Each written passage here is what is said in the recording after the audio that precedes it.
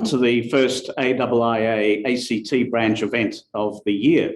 As the tempo of international events turns up, I hope you find our 2022 program relevant and interesting. Today, we turn to a part of the world we do look at closely from time to time, Africa. Not long ago, South Africa was in the headlines as Omicron reared its unwelcome head there, amongst the first nations to record cases of that COVID-19 variant. What does that occurrence have to say about social conditions in modern South Africa, about South Africa's national resilience, its relations with neighbouring states and the rest of the globe? Well, to help us explore political and social developments in South Africa, we are fortunate to have with us, live streamed in fact, early in the morning from Johannesburg, the chair of the Institute for Continuing History, Dr. Terence McNamee.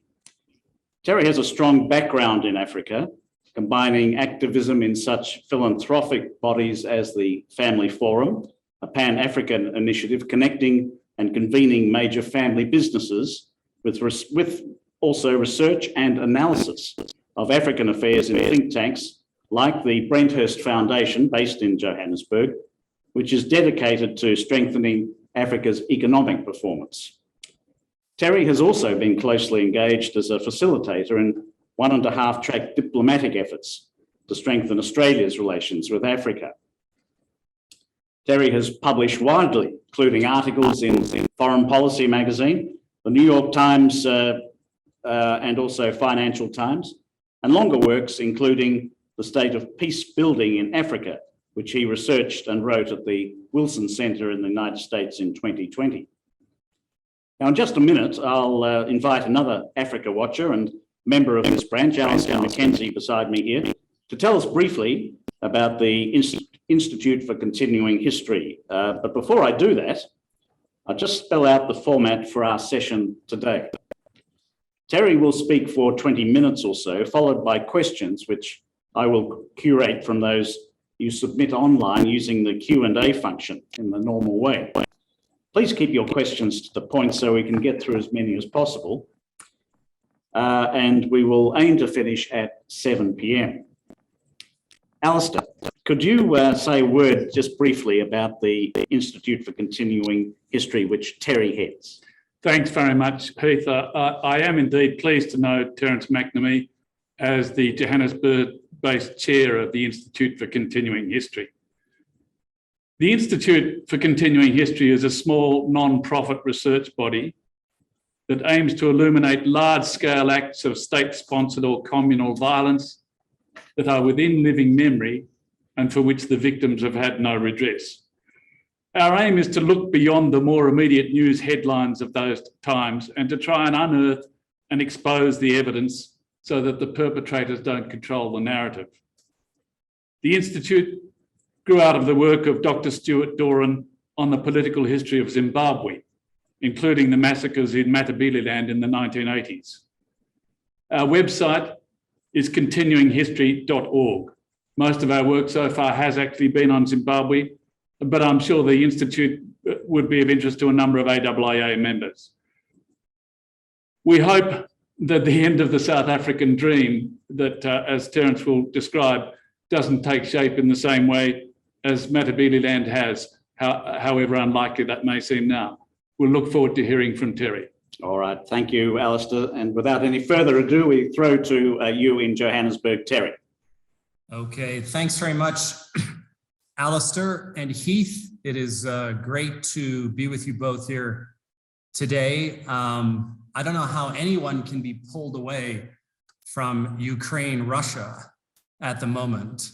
It's quite extraordinary, but I would say this has nothing to do with my talk, but certainly an issue to watch from this side would be South Africa at this stage, its apparent tacit support of Russia as part of the BRICS formation. And I think the consequences of that could be quite serious for South Africa. So that's certainly one to watch. But thanks everyone for joining us. And yeah, I'll take about 20 minutes. And 20 minutes is in some ways not a lot of time to unpack the challenges in terms of what's going on in South Africa right now. So I think my analysis is going to be somewhat incomplete. It's going to be an impressionistic take, and it certainly won't be the total picture. What I would say is you could analyze the current situation in South Africa from a number of perspectives. You could take a strictly economic lens, and I would recommend to you, well, there's a number of reports in South Africa that have been produced recently. The budget was yesterday. More or less, expert opinion would suggest that there were no fireworks, but nothing too depressing in the budget. So, you know, generally positive, but nothing spectacular. But I would recommend to you a recent report by Harvard University that came out last week, authored by Ricardo Hausman, who used to be an advisor to the South African government in the 90s. That's a very good economic lens in which to understand the current situation. We could obviously look at the political lens, which is quite important, trying to understand the sort of utter moral decay of the political class in South Africa in the last 15 years and how that happened and how state institutions were effectively annihilated by the former president and his cabal. And then you could also, of course, take a historical perspective. You could look at South Africa's situation from a historical lens. History looms large in this country. The specter of apartheid and the racialized character of the state is still something that, of course, cannot be ignored, and it rears its head in many different ways. I'll probably err more on the political side, but certainly in Q&A we can pick up some of the other issues. Again, suffice to say, this is not a total picture. And I'll try and base my remarks very much in a personalized way. And it's very informed by my own experience in South Africa. I came here in 2010. And that was really an extraordinary time to come to South Africa. And I'll talk about that in a sec. But maybe I should start with my provocation in the title of the talk, which is "The Dream is Over." And what I mean by that is, in the sense of what people believed in South Africa in the 1990s was going to emerge from the shared foundational experience of the struggle against apartheid and the transition to democracy. And in another way, this can be put as the formation of the Rainbow Nation. And in my reading of this dream of the Rainbow Nation, it was much more than simply abandoning the racialized character of the state, but it was really about the gradual melding of South Africa's various peoples into a unifying whole that was broadly aligned to a bigger national project. And this had national and international dimensions. So if we think about the early 1990s and you were projecting ahead, well, you would imagine a few things. You would hope and imagine for the growth of a capable and dispassionate public sector. You would imagine the maturation and the consolidation of South Africa's democratic politics. You would imagine a significant reduction in both political and non-political violence. You would imagine a fairer and more equitable economy. These are some of the things that you would imagine. You would imagine a broadening of the tax base. And internationally, of course, South Africa in the 1990s, Mandela, of course, he had a fairly utopian vision that human rights would be the light that guided South Africa's foreign policy. But there's no doubt whatsoever that South Africa in the mid-1990s had become a beacon of hope for the world and for African development. There is no doubt that South Africa's transformation process, its diversity, the fact that it was the only country, and we have to remember this, it's not Ukraine, the only country to build and then voluntarily dismantle its own nuclear arsenal. Its thriving economy. This was an inspiration and a beacon of hope to the world. So South Africa in the mid-1990s was a country that had a store of immense international political capital. Of course, there were challenges. We can never forget the AIDS epidemic. crime, and so forth. But overall, this was a story that you wanted to be a part of. And I certainly wanted to be a part of that story. And I arrived, if I just may make a few personal comments, I arrived in South Africa in 2010, a few months before the start of the FIFA World Cup. And I can tell you that Johannesburg, where I live and where I'm speaking to you today, really felt, it felt like the center of the universe. Everything seemed to be going well. The rand, the South African rand was 7 to the US dollar. The economy was recovering from the global financial crisis. And there was a sense at the time of broad public faith in the country's national leadership. The ANC had some trouble at the top and a change of leadership that was quite difficult for the party. But in general, there was a lot of faith in leadership. Now, of course, at the time, President Jacob Zuma and his cronies were gnawing on the state, but they were not yet gorging. And, you know, it was just possible to believe that corruption and malfeasance and other issues like that were isolated, that they weren't going to get out of control. And of course, how very, very wrong I was, and most people in South Africa. The Zuma presidency, which lasted from 2009 to 2018, has been described by everyone except his most resolute supporters. And I have to say, unfortunately, there still are supporters of his in positions of influence in the country. It's been described quite aptly as the lost decade. And it really was a lost decade for South Africa, where the gains of the first 15 years of democracy were not just eroded, but reversed. And an acceleration of that reversal is something that took the country by storm. And we could talk forever about what this lost decade mean, but the briefest of lists in this lost decade, you would talk about dramatic falls in economic growth, collapse of the currency, collapse of the country's credit ratings. You would talk about the collapse of retirement fund returns. You would talk about the collapse of property prices. There are so many ways on a national level that collapse occurred, ballooning government debt. All of this, of course, occurred in the context of state capture, and that is the capture of key institutions by Zuma and his crony for their own personal gain. And this financial tsunami was very much mirrored in the political space in South Africa. So we had profound issues related to the decimation of state-owned enterprises, like the country's electricity provider and other state-owned institutions, the country's tax collection agency. Now, the great tragedy, of course, is that these institutions were not just solid, some of them were ranked top, best institutions in the world, at least in their sector, models for best practice.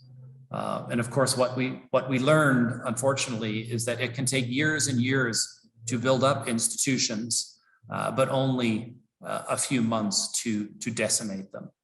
And on the international stage, of course, South Africa's reputation plummeted on the basis of its myriad failings at home. South Africa became a huge disappointment, not just internationally. It retained its membership of things like BRICS and the G20, but both internationally and on the continent, its political clout took a beating, and so eventually did its economic clout.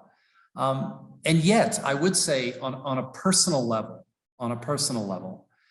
still in 2017, when state capture was at its height, I would not have said that the dream is over. I felt, as many others did, that if you removed the corrupt administration that was ruining the country, and a new administration came in, that they could clean out the Augean stables. They could get the country back on the rails, and they could renew the promise of this great country.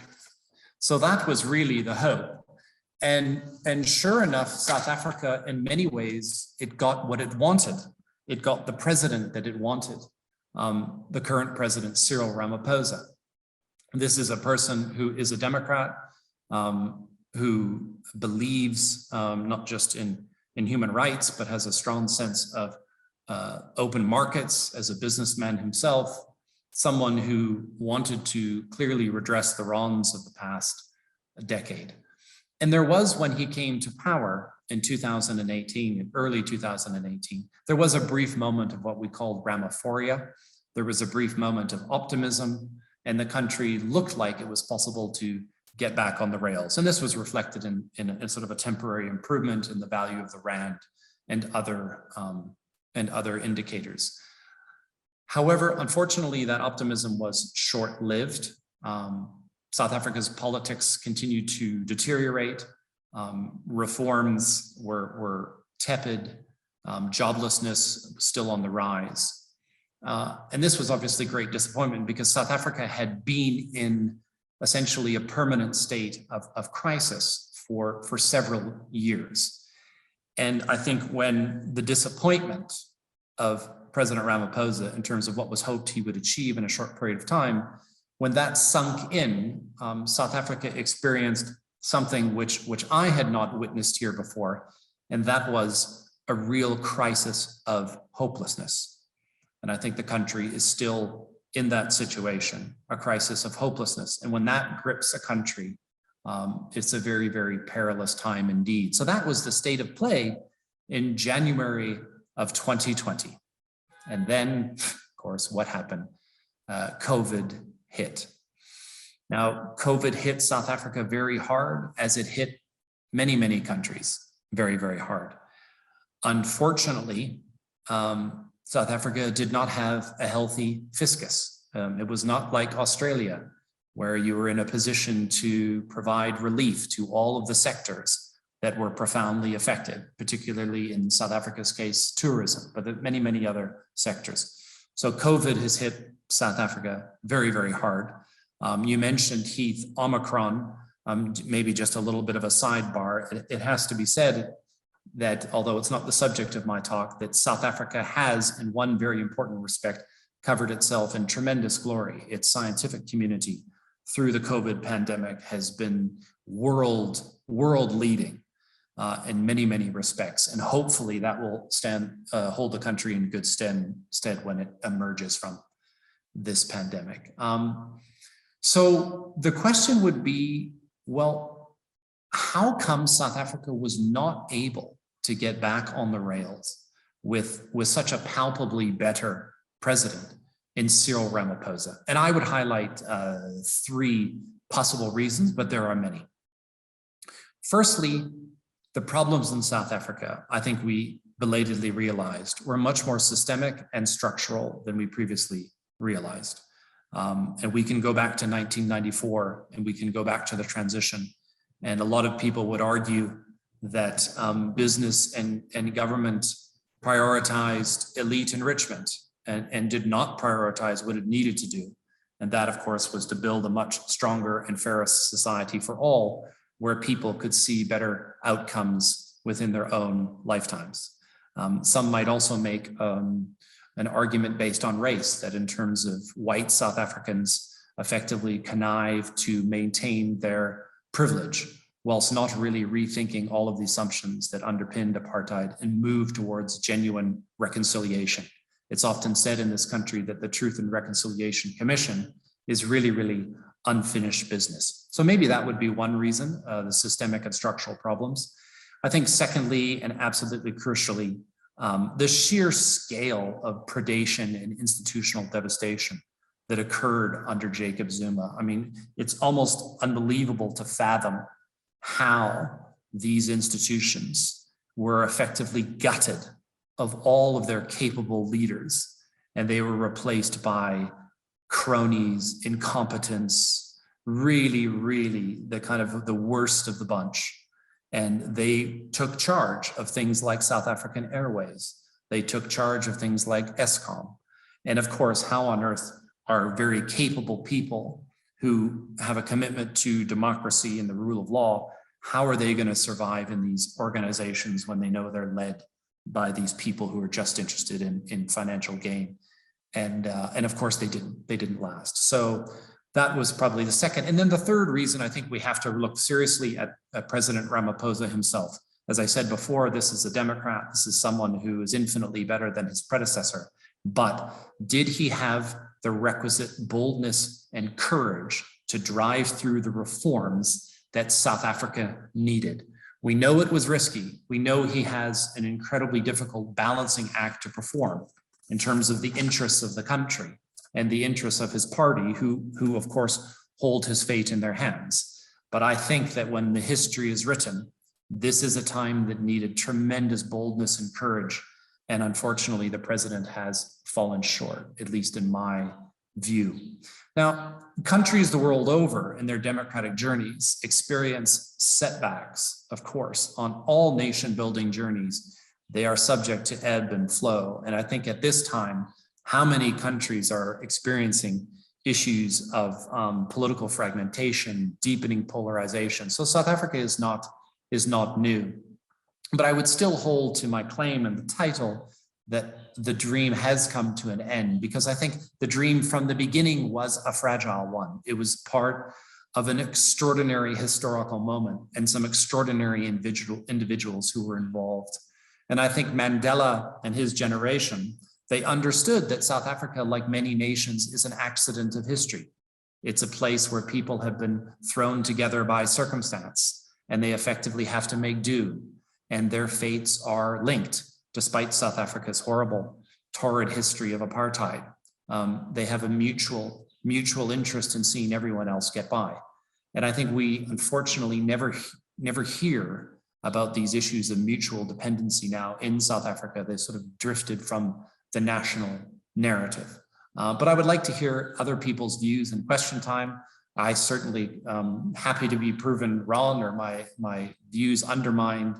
Of course, there may be a fairy tale scenario where some talismanic leader comes to the fore and is, whether it's an existing political formation or a new one, and he or she is able to galvanize a critical mass of South Africans behind a common vision. I think that would be the fairy tale scenario. I don't think it's realistic. I think South Africa's future rests on much more quicksand than solid ground at the moment. But I'll park that for now. And in terms of quickly, I'll move on to 2022. What's in store?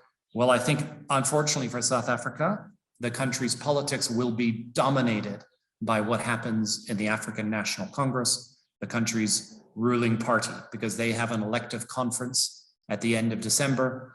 And it has been the tendency in what is effectively, although a democracy has functioned like a one-party state, what happens in the party and all of the directions, the tensions, the jockeying, that really is the biggest determinant of what happens economically and politically in South Africa. So I'm afraid it looks like the country's fate will be held hostage to what happens in the party as supporters of the former administration, Jacob Zuma, attempt to wrestle control and power away from President Ramaphosa at the December elective conference. So unfortunately, I think if you believe that South Africa, the ruling party is comprised of a good ANC and a bad ANC, then that's what it'll look like. But if you subscribe to the view that the ruling party is irredeemably rotten, then it doesn't matter. The same holds, because unfortunately, South Africa, one of its great shortcomings at the moment, it does not have a strong, viable political opposition. And this is 30 years after the onset of a democracy. And that is a real weakness of the state. South Africa's political opposition is highly, highly fragmented. And that is unfortunate because government, it's very difficult to hold them to account when the opposition is that fragmented. Second thing to watch out for in 2022, which is absolutely critical, is the heightened security risk to the state. The year began, if you can believe it, and some of you will have obviously caught the news, with an attempt to burn down the country's parliament, which nearly succeeded. It seems that there are sinister politics at play behind that attempt to burn down the country's parliament. Now, this follows 6 months after, or 6 months previously, South Africa experienced the worst unrest and rioting that it experienced in the democratic era. And there's also very sinister politics behind that. So one should not underestimate just how serious the security risks are to the state in 2022. So maybe I'll end, and I'd really like to get on to questions and hear your thoughts, to a few questions that I think are quite important in terms of determining the future shape of the country. And I'll highlight just a few. Firstly, will South Africa be able to move beyond what a culture which seems to have concretized, and that culture is one of transparency without accountability? It's one of my favorite phrases. It's not mine. It's my friend Peter Lewis at Johns Hopkins University. It's an issue across the continent. We know much more about misdeeds. We know much more about what's going on. So we have more transparency, but we simply don't have the accountability.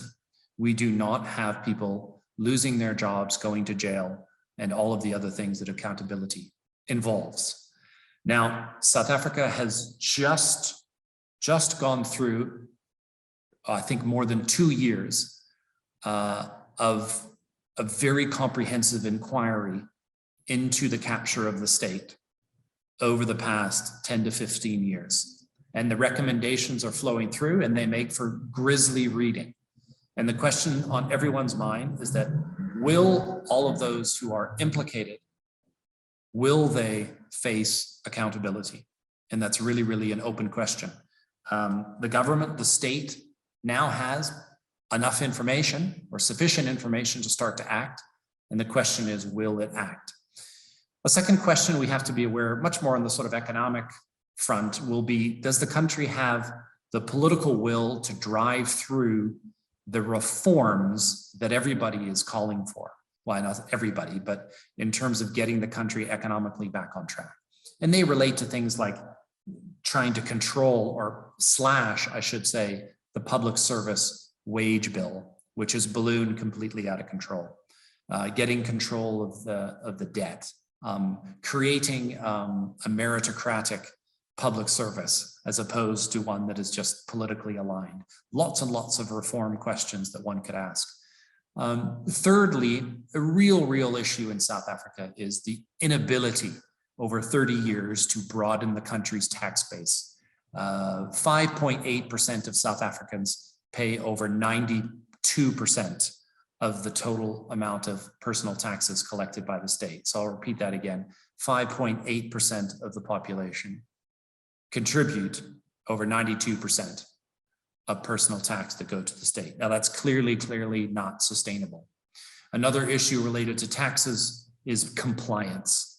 Now, the tax collection agency, as I said, went from a world-beating organization to one that was totally decimated of its talent.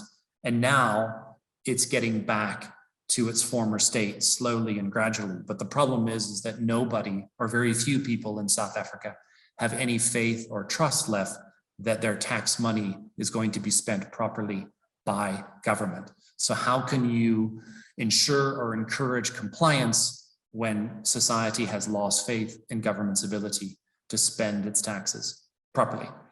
A fourth reason, the security agencies, as I mentioned before, it was really worrying to see how inept the security agencies were when South Africa, or parts of South Africa, became engulfed in protest and unrest in the middle of last year.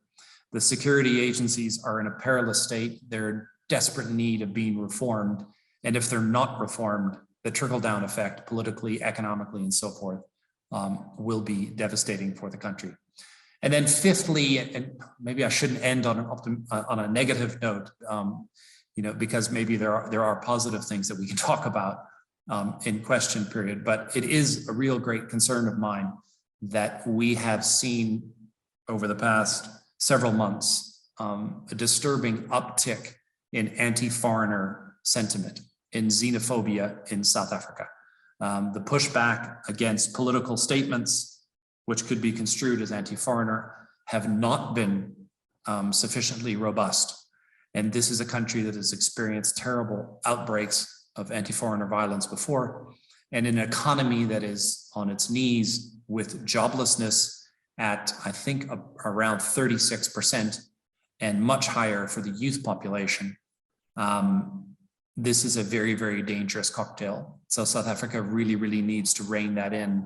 The consequences internally and internationally for its reputation, foreign investment and so forth, besides the obvious consequences for human life, are very, very serious. So maybe I'll end there. I don't know if I kept within time. Sorry that I had to sort of move places in my house to get a better connection. But I hope you've all heard me, and I really look forward to your questions. Thanks. Well, thanks very much, Terry, for that rather sobering analysis, but it does give us some good meat for the discussion. I would encourage people to put their questions forward in the Q&A function on Zoom. I think somebody's had their hand up, but if we could get that person to ask their question in the Q&A function, I'll be able to curate it. So while people are formulating their questions, I might just ask Alistair to ask a question of Terry and get the ball rolling for us. Thanks, Alistair. Thanks very much, Heath. Well, sobering indeed, Terry. You've given us so much to think about. I'm loath to move away from the very enlightening focus you had on national politics, but I couldn't help wondering, right from the beginning, where you talked about the end of the dream of South Africa as being a unified whole, towards compared with your phrase at the end about South Africa being an accident of history with people thrown together. And I often think of that tourism promotion of South Africa as a world in one country. And having listened to you, we wonder how it can ever have held together. But part of the disparate nature of South Africa, of course, is its between its provincial administrations. And I'm just wondering whether you see any prospects for reform, for nationwide reform being instigated or initiated from the provincial level. I recall that a few years ago, for instance, the Western Cape was seen as an exemplar for the rest of the country, compared with some pretty woeful performances in the north of the country, I think in Mpumalanga in particular. So I just wonder if you have any comment along those lines, Terry.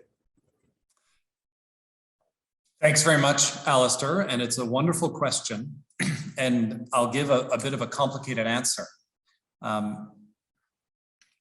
You mentioned the Western Cape. So certainly on the one hand, all of the indicators are very clear in terms of corruption in municipalities, the quality of administration and so forth. The Western Cape is head and shoulders above the other provinces on those indicators. The Western Cape is governed by the opposition Democratic Alliance Party, which is increasingly portrayed, rightly or wrongly within the country, as a white-dominated party, which does not have a good track record in terms of promoting Black leaders and so forth. But I think besides the administrative competence that has been demonstrated, the concern, of course, in the Western Cape is you do not observe, or you have not seen the type of Black advancement in the Western Cape that you have in other parts of the country. So I think it has to be, it's quite a mixed picture, because the Western Cape still has, of course, tremendous issues of poverty, tremendous issues of violence in the townships. Gang violence, I think, in the Western Cape is probably, the worst in the world by some indicators. So it is a mixed picture, but I would say, Alistair, that, you know, when you talk about the Western Cape, there is a nascent independence movement for the Western Cape to secede from the rest of South Africa. This was regarded as farcical a few years ago. It's probably still regarded as farcical by many today. But I think there is a possibility that some movement like that, which probably never stands any chance of success, but the attractiveness of a movement like that could increase over time if you see these great divides in terms of administration in South Africa, in terms of the quality of administration. But yes, it's variable, and it is an issue. So thanks for raising that, Alistair. Okay, thanks very much, Terry. We have one question at the moment from the Australian High Commission in Pretoria, asking one of the issues that occupies us here in Pretoria is security in mining. For instance, Rio Tinto has had lots of violence in its Richards Bay mineral site. So what's your sense of where the security and investments is going and the political will to address it? And that connects with a question I actually wanted to raise about labour management relations in South Africa. My impression is that labour unions traditionally have had a strong role in South Africa, but with the downturn in foreign investment in mining and so on, whether conflicts are becoming sharper as time goes by. Thanks, Terry. Yeah, it's a great question, and the issues of Australian miners in South Africa could be the subject of a whole session on its own. In the case of Rio Tinto, I think one of the key issues that it demonstrates is frankly the complexity of doing business in South Africa, where you have all kinds of informal, extra legal type of a context in which the miners operate. So this would involve traditional leaders, involve issues around traditional lands. It would involve all kinds of different stakeholders. And, you know, the issue of Richards Bay, which adds an additional layer to the security concern, is in the province of KwaZulu-Natal, which by some measure is the province in South Africa which is most violent, at least the most political violence occurs in that province. And this cascades down from the sort of highest level down to the sort of local municipal level. Those security issues are very, very difficult to address. I know personally individuals who are working on that particular issue and trying to work with communities. So it's a very complicated arrangement, as it is probably, you know, throughout the world. But I think the stakeholders and the stakes at play in South Africa at a place like Richards Bay are very, very complicated. And yeah, these security issues are paramount. And it also relates to what I said earlier about the need to reform and renew and rebuild South Africa's decimated security agencies, which again, the former president had a significant hand of emptying those agencies of a lot of talent. On the issue of labor, what's interesting, Heath, is that, you know, I don't know what the recent data was, but for a number of years, South Africa lost more days to labor disputes than any country in the world. I think second was Canada. There have been improvements in relations, but 2022 is really the one to watch out for, I think, because some of the labor unions are calling it for a year of mass action. Again, it's an incredibly difficult balancing act because South Africa has to do something to cut its ballooning debt. It has to do something to cut the bloated public service wage bill. And this is going to be an almighty battle. And I don't think this battle can be avoided. But this is an issue for 2022, which I didn't mention, but certainly the prospect of labor disputes and strikes is a very real one. Great, thanks, Terry. We've got one question from Michelle Robertson, who says that she's an ex-South African and still looking for the upside in South Africa. And you mentioned earlier the tax proportions being payable in South Africa. Can you explain, she asks, why 5.8% payment by that particular proportion of society is so small? How does that equate with the economically active proportion of the population? Yeah, I mean, I don't want to dodge the question, but I don't really have a sophisticated answer. I can certainly find one, but many people would argue that South Africa rolled out, and it needed to roll out, a very, very strong and wide social safety net. And I don't know the exact numbers, and I'm going to throw one out, and I could be wrong, but I think it goes up to almost 18 million or 20 million people, which is about 2/5 of the population, not quite 2/5 of the population, on some form of social grants, right? So you effectively wipe all of those people out. But I think issues of productivity and the efficiency of the economy are absolutely enormous. And this is covered in Ricardo Hausman's Harvard paper. Why that number is so low and why the tax base has not been broadened is just one of the greatest challenges the country faces. And I think that if it doesn't, I mean, it's not sustainable. If it doesn't find ways to get more people into work, and again, there's that old sort of chestnut in that South Africa wants to move towards the fourth industrial revolution. But in terms of things that are going to create, mass employment that it needs, that really depends on South Africa rolling out, the kind of, big picture infrastructure build that it's supposed to be rolling out in the coming years. But, it is a great sort of tragedy, and I don't know exactly the numbers, but as I said, about 35% of the adult population is unemployed, but a much higher percentage of young people. And, most people in South Africa grow up in a world where nobody works. And this is a real concern. And so I don't have a really sophisticated answer.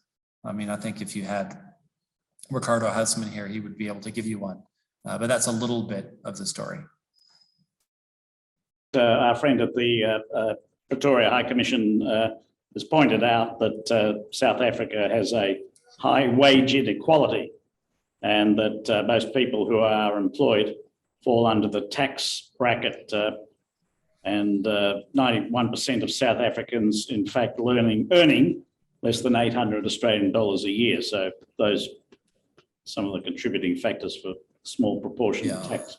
Yeah, South Africa has, poverty, again, I would have to look at the numbers, but in a general sense, if you take the number 50%, so half of South Africa's adult population lives in poverty. Thanks, Terry. Alistair would like to ask another question. Thanks very much, Heath. I'm just thank you, Terry. Just thinking of South Africa's future, one of the things that I keep on reflecting upon is South Africa's education system. And I know that shortly after I left the country in 2014 or so, there were protests among tertiary students because of the payment of allowances and so on. And it was difficult for universities to keep on functioning. But I understand that certainly in the school system that pass levels would pass, the threshold for passing a subject was dropped from 50% to something like 35%. I may have the number wrong, but it seemed to me like a dumbing down of the education system to try and democratize it. And I don't speak negatively about the need to democratise things in South Africa, but it does seem a very depressing thought in terms of what sort of educated population might turn out in terms of international comparisons. Do you have any comment on that subject? Well, yeah, it's so difficult, Alistair. I mean, I know from my personal experience, if you pay for it, so private education in South Africa, you can get the best education in the world for your children. And similarly in terms of medical care. But like the health sector and like education, and mirrored across the society, you just have these profound inequalities. And I think in terms of education, you're absolutely right. There's this, well, of course, there is on the one hand an imperative to democratize things, as you said, and get disadvantaged populations, give them the opportunity to attend university and so forth. And so I think there's a lot of noble instincts or impulses behind what's going on. But in terms of the education sector and the lowering of standards, South Africa in general, and again, I'm very happy to have accurate statistics at hand, but I know that on a lot of those important rankings in terms of maths and sciences and literacy, that South Africa is performing very, very poorly. So the need for reform in terms of education is acute, and it's an incredibly great tragedy, not just in terms of how poorly resourced they are, but issues which absolutely make your stomach turn. And one of them is around pit toilets. And I don't even know in Australia if you know what a pit toilet is. But sadly, many schools, public schools in South Africa, in townships and rural areas, children at schools have to use pit toilets. And these have been the scene of a few terrible tragedies in which children have died. Now, when you think about budget and expenditure on a yearly basis, how difficult can it be to tackle that one singular problem and ensure by such and such a date there are no pit toilets anymore at any school in the country? And yet, amazingly, it still has not been able to achieve that despite sort of tragedy. So I think education sector is a tragedy. In terms of public health and the medical care, the former health minister was very much the sort of symbol of building a national health insurance in South Africa, which is probably necessary. But I think with COVID and the inability of South Africa to, from a public health perspective, to extinguish that scourge of corruption. We saw a lot of corruption in terms of PPE around COVID. I think the NHI is a bit on the back burner, but it will surface again once the pandemic passes. Terry, I might just ask a question. You haven't mentioned a lot about South Africa's relations with its neighbours. I was wondering if you could comment on that, bearing in mind that in the past South Africa has been active in such groups as the South Africa Development Cooperation Grouping in dealing with matters in Zimbabwe and other states around it.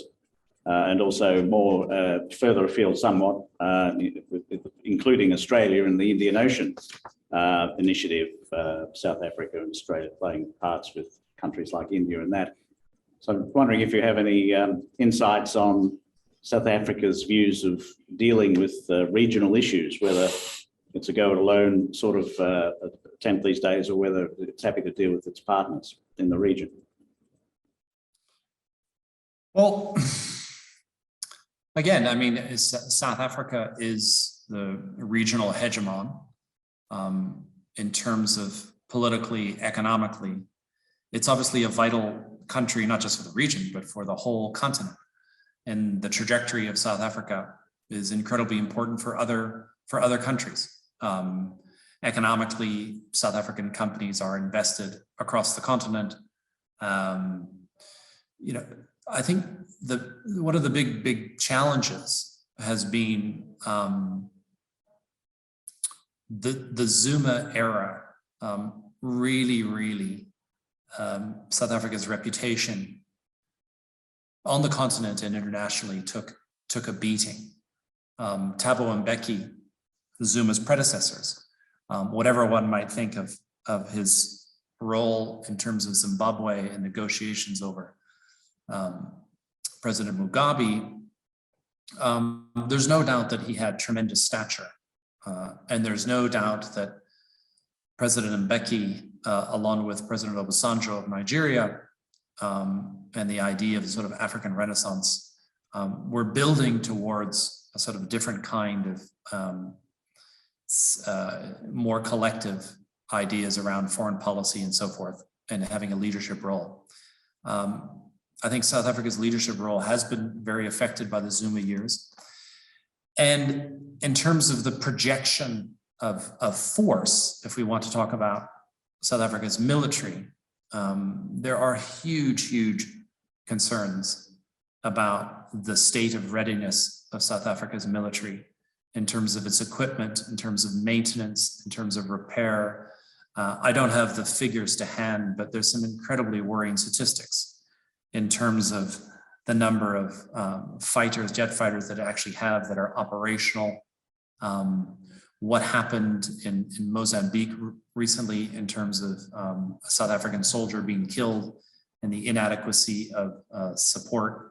I would recommend a number of experts who are looking at this issue in terms of how you get some sort of renewal of the South African National Defence Force in a context where it seems that a lot of the stuff that it has at its disposal, it can't even use for various reasons of kind of leadership dysfunctionality and so forth.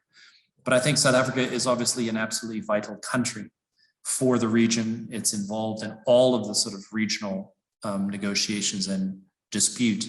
And President Ramaphosa obviously has a lot more credibility and stature than his predecessors, but there's still a lot of work to do.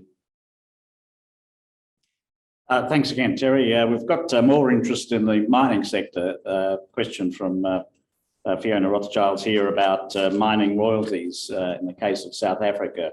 Are they the main form of income from that sector, I think? And also the role of foreign investors in the mining sector in keeping their labour forces healthy, the miners themselves healthy in the mines. And that connects with another question I had really about perhaps the gorilla in the room in mining in Africa these days in the form of Chinese investment, whether you've got a comment about Chinese investment in South Africa in particular. Yeah, so mining is interesting in the sense that mining receipts in terms of tax revenues from mining very, well, not only very significant over the past 12 months and so forth, but some would argue that they really kind of saved South Africa from much greater economic devastation. Huge challenges in terms of the industry and government issues around moving towards renewables.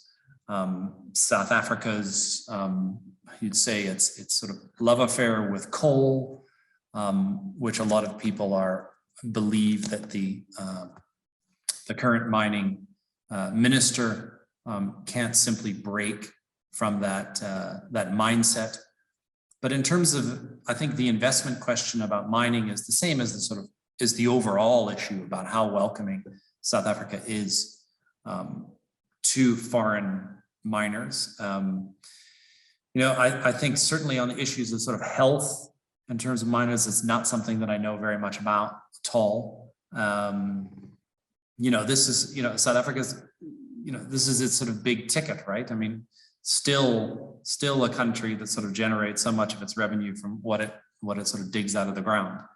And issues to sort of diversify the economy have probably been less successful than has been hoped. But certainly on sort of health, minors, I don't really know very much about that issue. Okay, did you have a comment about investment from particular? Oh, China. Sorry, yeah. So I think the China question is a really interesting one, and it's something that I looked at very closely a number of years ago. In fact, I gave a few talks in Australia about the role of sort of China in Africa.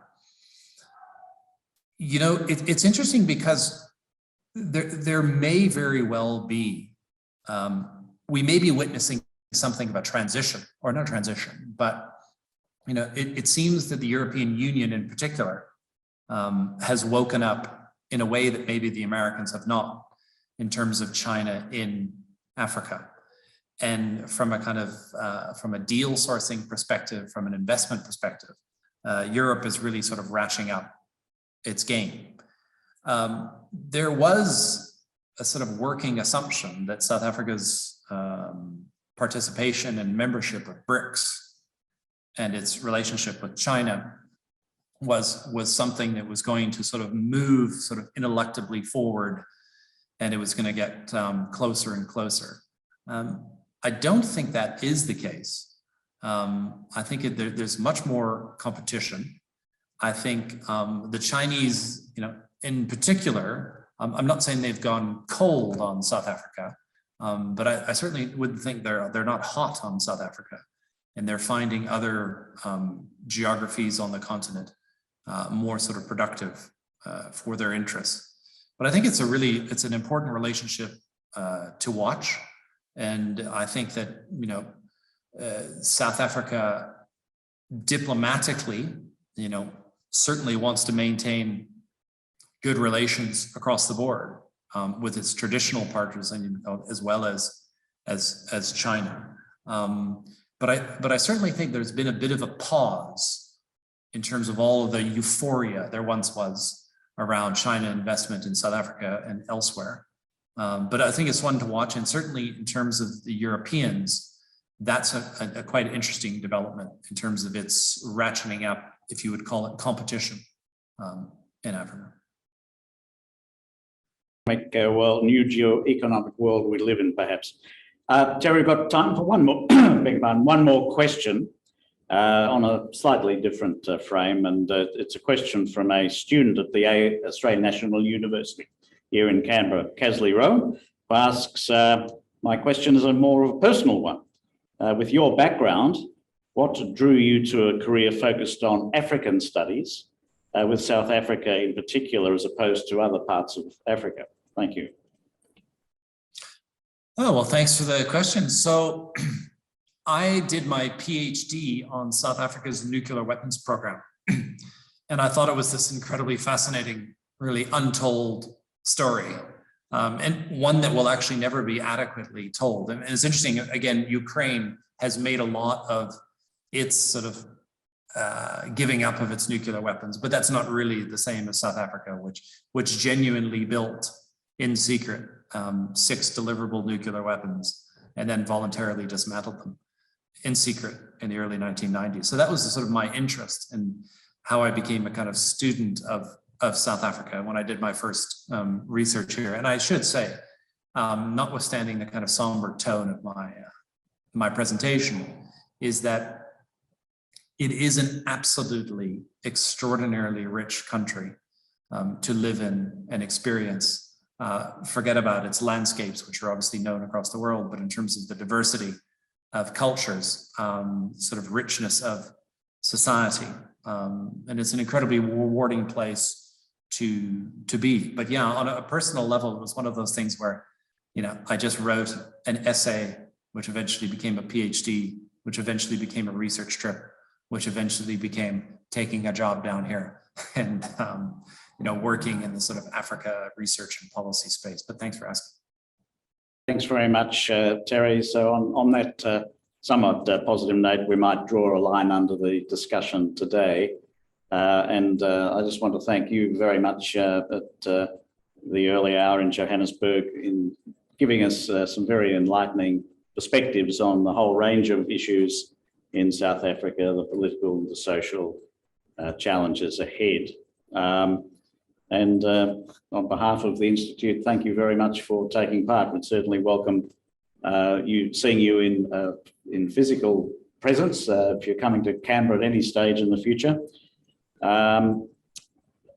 Just if I could, before everyone disperses into the internet, let me say that our next meeting, the next meeting of the ACT branch of the AIIA, will be on Wednesday, the 9th of March. And we're privileged to have as our guest speaker the new Indonesian ambassador to Australia. That should be an interesting discussion. And we'll be sending out details shortly, so please stay tuned.